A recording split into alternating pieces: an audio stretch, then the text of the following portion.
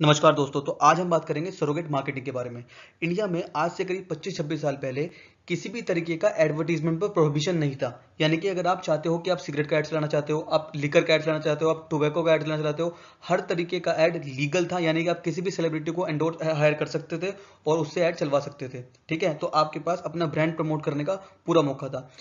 Problem तब आई जब India के अंदर केबल टेलीविजन रूल्स 1994 इंट्रोड्यूस हुए और इस तरीके के एडवर्टीजमेंट पर पूरी तरीके से बैन लगाया गया और इस तरीके से जन्म हुआ सरोगेट एडवर्टीजमेंट का।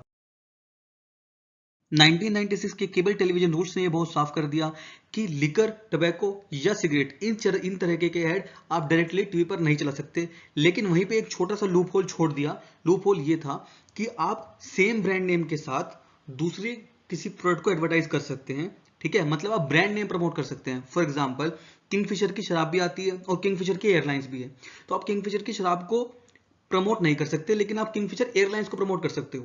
उससे फायदा क्या होगा मैं आपको आगे बताऊंगा, पहले आप ये समझिए। अभी प्रैक्टिकली सरोगेट मार्केटिंग वर्क कैसे करता है। देखिए, एक तरफ होता है आपका मेन प्रोडक्ट और एक तरफ होता है कम्युनिकेटिंग प्रोडक्ट। कम्युनिकेटिंग प्रोडक्ट वो है जिसका आप ऐड चला रहे हो अपनी स्क्रीन पर। ठीक है, आप देख पाते हो ऐड, तो ऐड करते हैं लाइक इस केस में ऐड कर रहे हैं royal Stag mega music CD का। ठीक है, बट ये प्रमोट कर रहे हैं अपने मेन प्रोडक्ट को, यानी कि अल्कोहल को। अभी कभी आपने देखा है कि कहीं आपको आप मेगा म्यूजिक सीडी यूज कर रहे हो, रॉयल स्टैग की कोई यूज नहीं करता। बट ये क्या कर रहे हैं, अपना मेन प्रोडक्ट को एडवर्टाइज कर रहे हैं इसके through. Brand recall value create हो रही है यहाँ पे। आपको पता, आप बार बार देखोगे royal Stag royal Stag royal Stag, तो आपके दिमाग में एक ब्रांड क्रिएट हो जाएगा। आप ब्रांड रिकॉल कर पाओगे कि हाँ रॉयल स्टैग की बोतल भी है। तो इस तरीके से अपना प्रोडक्ट बेच भी पा रहे हैं और सरोगेट मार्केटिंग के थ्रू बेच पा रहे हैं। और जो आपका रूल है उस रूल को फॉलो भी कर रहे हैं, क्योंकि रूल में साफ साफ लिखा हुआ था कि आप दूसरे प्रोडक्ट को प्रमोट कर सकते हो। ठीक है, जो सेम नेम से होगा, बट आप मेन प्रोडक्ट को प्रमोट नहीं करोगे। तो मेन प्रोडक्ट नहीं, कहीं भी अपने ऐड में आपको कहीं इनके ऐड में रॉयल स्टैग की बोतल नहीं दिखेगी, बट मेगा सीडी सिर्फ म्यूजिक सीडी की दिखेगी। लेकिन ये अपना प्रमोट कर रहे होंगे मेन ऐड, मेन अपना बोतल, जो कि रॉयल स्टैग की बोतल होगी। शर्म की बात दोस्तों ये है कि ये सो कॉल्ड हमारे स्टार्स, जिसको हम आइडल्स मानते हैं, रणवीर सिंह, महेश बाबू, रोहित शर्मा, गौतम गंभीर और अश्विन, ये सब इन चीज़ों को प्रमोट करते हैं और इसके खूब पैसे चार्ज करते हैं। ठीक है, तो ये आइडल्स को आप ब्लाइंडली फॉलो ना करें। ठीक है, सबसे पहले ये इंपॉर्टेंट है कि इन आइडल्स को आप ब्लाइंडली फॉलो ना करें और अपने दिमाग का प्रयोग करें। इस तरीके के ऐड आपको डेली की लाइफ में जरूर देखने के लिए मिलेंगे। For example, Carlsberg Carlsberg promote करता है ग्लासेस को, लेकिन इनका मेन प्रोडक्ट है बियर। फीमल प्रमोट करता है इलायची को, लेकिन मेन प्रोडक्ट है पान मसाला। पान विलास भी प्रमोट करता है सिल्वर ड्यूज को, लेकिन इनका मेन प्रोडक्ट है पान मसाला। ठीक है, तो इस तरीके के एडवर्टीजमेंट आपको रोज दिखाई दे जाएंगे। एक इंटरेस्टिंग केस हुआ इंडिया के अंदर जब किंगफिशर ने bottled water, soda water, Kingfisher calendars और किंगफिशर एयरलाइन, सिर्फ किंगफिशर के ब्रांड नेम के अंडर ये सारी चीजें प्रमोट करी। हद तब हो गई जब आईपीएल की शुरुआत में विजय माल्या ने एक विस्की ब्रांड रॉयल चैलेंज के नाम से पूरी की पूरी एक आईपीएल टीम खड़ी कर दी, Royal Challengers Bangalore. It was out and out blatant surrogate advertisement of the liquor brand Royal Challenge. उस टाइम पर हमारे फॉर्मर हेल्थ मिनिस्टर जो कि थे अनबुमानी जी ने सुप्रीम कोर्ट में एक याचिका दर्ज करी कि ये जो नाम रखा गया है रॉयल चैलेंजर्स बेंगलोर, ये मिलता जुलता है एक लिकर ब्रांड रॉयल चैलेंज से, तो ये नहीं रखा जाना चाहिए। बट सुप्रीम कोर्ट ने इस याचिका को खत्म कर दिया, इस केस को खत्म कर दिया ये कहकर कि इन्होंने जो टीम का नाम रखा है वो रॉयल चैलेंजर्स रखा है, ना कि रॉयल चैलेंज। तो ये केस में कोई दम नहीं है और इस केस को खारिज किया जाता है। आगे बढ़ने से पहले मैं आप सबको एक रिक्वेस्ट करना चाहूंगा कि प्लीज एक सेकंड लगा के आप चैनल को सब्सक्राइब कर दीजिए और बेल आइकन प्रेस कर दीजिए, ताकि आपको आगे नोटिफिकेशन टाइम से मिलते रहे।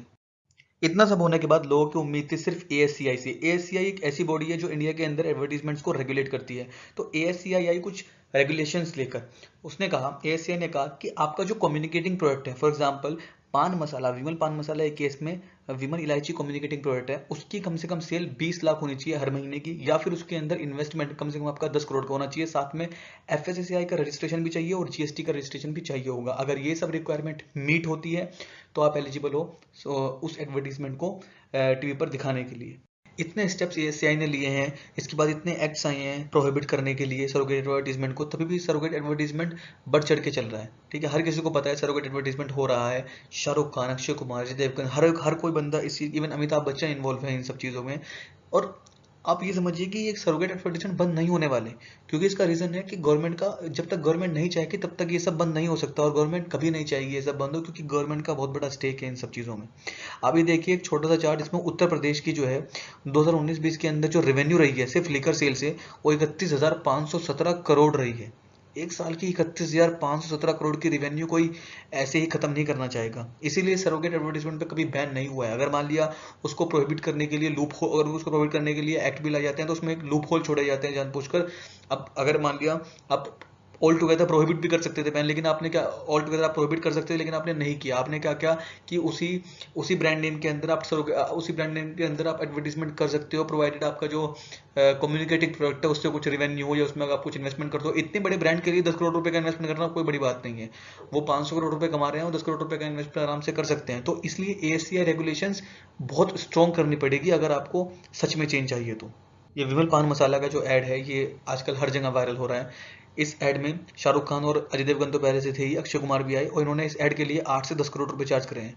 कुछ स्टार्स मूवी को बनाने के लिए इतना चार्ज करते हैं। और इतना हेफ्टी अमाउंट चार्ज करने के बाद अक्षय कुमार ने एक ट्विटर पर अपोलॉजी डाल दी कि मेरे को नहीं पता था कि आपको इस तरीके से फील, आपकी आपकी जो फीलिंग्स है वो हर्ट हो जाएंगी, और मैं इससे जो पैसा मेरे को इस चीज़ से आया है मैं उसको एक अच्छे वर्दी कॉज के लिए बचा के रखूंगा, इसको अच्छे काम के लिए लगाऊंगा, और लेकिन मैं इस कॉन्ट्रैक्ट को ख़त्म नहीं कर सकता, ये कॉन्ट्रैक्ट मेरे ऊपर बाइंडिंग है और ये तो एडवर्टाइजमेंट थोड़ा टाइम तक चलता रहेगा। क्या आपको पहले से नहीं पता था कि इसका इफेक्ट क्या होगा? क्या आप, मतलब ये बहुत ऑब्वियस है कि अक्षय कुमार को ही पता है अगर मैं ऐड करूंगा तो जनता के अंदर गुस्सा आएगा, बट उनको पता है कि आपको क्या करना है, ट्विटर पे आपको अपोलॉजी लिखनी है and everything will be fine because people have the tendency to forget. तो भूल जाएंगे, हो जाएगा सब सही। 8 से 10 करोड़ रुपए आपको चार्ज करने थे, आपने कर दिया, आपका एडवर्टाइजमेंट चल गया, वो चलता रहेगा, ठीक है। अब आगे से नहीं करोगे, आपको क्या हो गया? मे बी आप 2-3 साल बाद दोबारा कर दो एक बार, और दोबारा एक ट्विटर पे अपोलॉजी डाल दो, कोई फर्क नहीं पड़ता किसी को। अगर सरोगेट एडवर्टाइजिंग और ये अल्कोहल, लिकर और टबैको प्रोडक्ट्स पर सच में बैन चाहिए तो सेलिब्रिटीज और गवर्नमेंट दोनों को साथ आना पड़ेगा और दोनों को एक संकल्प लेना पड़ेगा कि हम इन ब्रांड्स को प्रमोट नहीं करेंगे किसी भी कीमत पर। तब जाके सरोगेट एडवर्टाइजमेंट बैन हो सकता है और तब जाके इन प्रोडक्ट्स का जो यूज है, जो कंजम्पशन है, वो थोड़ा कम हो सकता है।